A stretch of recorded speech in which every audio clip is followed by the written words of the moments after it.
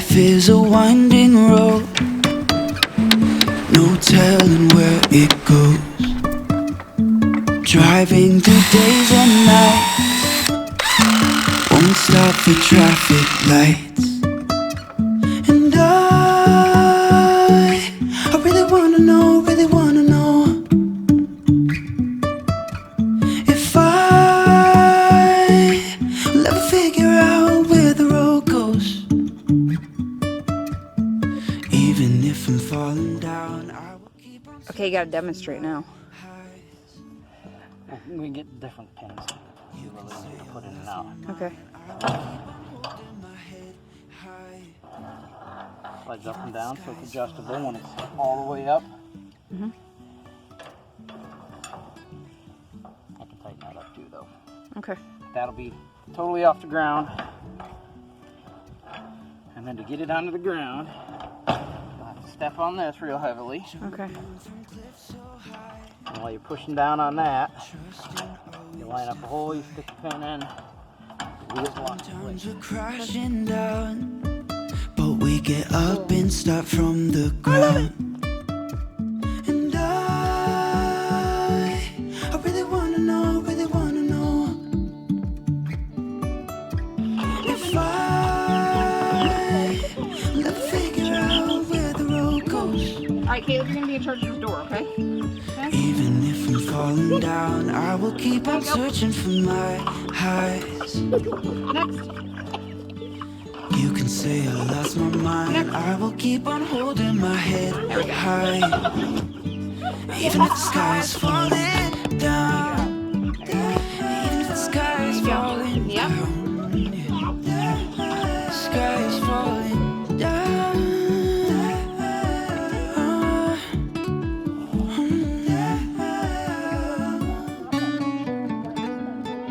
Yeah, she's hot. She needs to drink. Even if the sky is falling down, Water. even if the sky is Black falling Ops is called Tyson. the sky is falling down.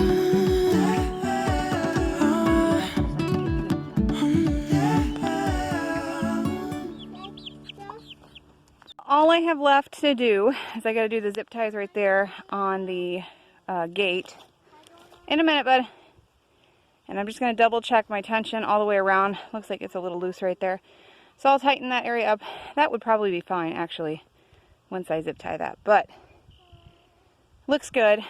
It's kind of an odd shape, but I wanted to be able, my husband, to get through with the mower over here and around the other side, and everybody can walk around freely. I couldn't find my grounding rod, but you just need a ground to pretty much anything metal, so I used the stake for the gate right there. And now we're gonna check. I hear clicking. Can you hear that clicking? Woo! Okay, 8,000. It's good. It's on. And now we're going to go home and have some dinner, and then we'll come back and check on the ladies and see how they're doing. First night in the chicken tractor was a success. We set up the trail cam right over there. I don't even know if you can see it from here. We set it right over there, just to make sure, I don't know, just to see if, be interested, I guess, to see if anything tried to get in and got zapped. So we'll check that out later, but that'll stay up there just because we've had other issues with trespassers in the past too. So we'll just keep that up. And everybody found their water. We've got their feet underneath the coop area to protect from weather. I think I'm going to put, we've got some thunderstorms coming. So I think I'm going to put a tarp just over here and along the back, just so rain doesn't blow in and get their feet all wet and it's sitting there soaking in water, which actually is pretty good for them. But I don't really want anything to get inside the bucket and get molded. So we'll probably just protect that. So I'm going to show you guys the chicken coop. Start with the back and we'll work our way to the front. We didn't have time to put skirting on this yet. So we just kind of grabbed remnants of what was around. You know, the electric fence, I'm sure, is going to keep everything out if it's used correctly, from everything I've read about it and seen about it. But we wanted to have skirting just in case. But the birds, as you can tell by how big they are, really needed to not be where they were anymore. So we just got them out and used cinder blocks, and this was kind of the end of what we had. So over here, it's a little rigged, but we'll get the skirting on hopefully this week. If not, we'll just leave it like this until we do. But going inside, we did double doors here just because it's really big and I am a short person. I'm only 5'4", so we can open one side up at a time. I got to get some bedding in here too. But we've got roosting bars there, and that opens up to down there. So Poop can just fall through their door. I do want to put another roosting bar right over here because we are going to have 6, 7, 8, 9 more birds in here in addition to these 10. And then we'll give it time, figure out who all is a rooster, and then make those decisions after that. But we did the double doors just because, like I said, I'm only 5'4", I'm a pretty short person, and I wanted to be able to reach all the areas to, you know, wherever we're going to put the nesting boxes. My plans right now are just to put the nesting boxes right here, but that may change. So we'll kind of see how they use it, see how it goes, and then make those decisions. We were originally going to have a bump out here, but just for the sake of time and material cost, we decided to skip that step and just do these doors. And I really like this design. The only thing that I'm going to change is I'm going to get some little weather stripping pieces in here just to kind of give it an extra little protection from moisture getting in.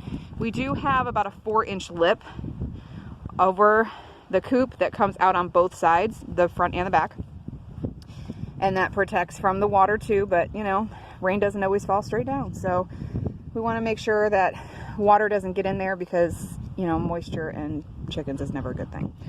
So all of the hardware cloth that we used, we pinched. We secured it with staples, but staples pull out super easy. They're real easy for predator to get in. So we pinched everything with cedar, 1-inch strips here. Now I did not have time to finish all of the wire work. This is how we're going to be wiring all of the hardware cloth together, just because zip ties will fade and become brittle and break off, and because there's still spacing in between here, and you just never know. If a predator really wants to get in, they will find a way. But I felt like this was more durable, so we're going to switch everything over. But like I said, we had to get them out, so I just did this for now. So the dimensions of this chicken tractor are actually 8 feet by 12 feet. I thought it was 6, but it's not. It's 8. So the door we did with this sliding handle here. Mark hammered this out, flattened it so that it could drill into this board here. It's a little more secure. It's getting super windy now. We did a spring eye hook down there and another latch here. We've got, for extra support to keep everything together and to prevent twisting by these boards and everything when we move it, we've got these L brackets on the corners, and this is how we move this. So we've got a heavy duty chain that hooks onto here, and this thing actually moves very easily. And let me show you how. Our whole wheel system here is from old lawnmower parts. My husband just had these from previous lawnmowers that we've had and threw this together, and I think this is a brilliant idea. So the only thing we're going to do is probably rotate these wheels the way you would rotate car tires. It's not a big deal. We're going to put this tire on the other side, the other one on this side, just so we can step on this. When I'm stepping on this, I'm stepping to the back here and it doesn't rub against the hardware cloth. But this is how it works now. So I'm not going to actually step on it right now because I've got a bunch of stuff around it, but I basically step down on that bar and it lifts everything up, put the pin in place, and it holds it up. And then I've got these 13-inch wheels, and we use a dolly to take up this corner and to slide the wheels in here. Let me show you. I slide the wheels in right there and it hooks. It's got a little hook there, a little pin there, and this thing slides with ease. I was really expecting to have to use my truck or the lawnmower that we have to move this thing, but it moves really easily.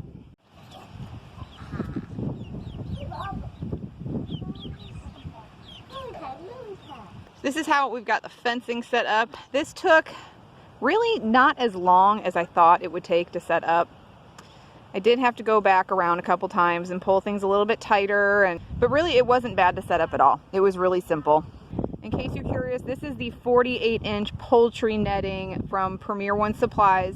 It's the solar electric poultry netting. We really want to get a lot more animals out here and do a lot more things out here once we're permanently out here. But this was it was a wise investment for us. It wasn't just about the chickens, but for now it's absolutely necessary to have this out here while we are not out here and be able to respond to any predators like you could if they were right out your back door. Whole setup, as far as moving it, I'm not sure how often we're going to move it. I was initially thinking probably once a week. We're going to see how they work this ground and how they tear it apart and everything, and then we'll move it based on that. We're not looking to have them take it down to the dirt and not have anything. We want them to improve the soil, and really I want to turn this into orchard space here, I think. We're going to have lots of spaces I want them to work for orchards, for gardening, so we'll just kind of make those decisions as we go. Life is a winding road, no telling where it goes. Driving through days and nights, won't stop for traffic lights.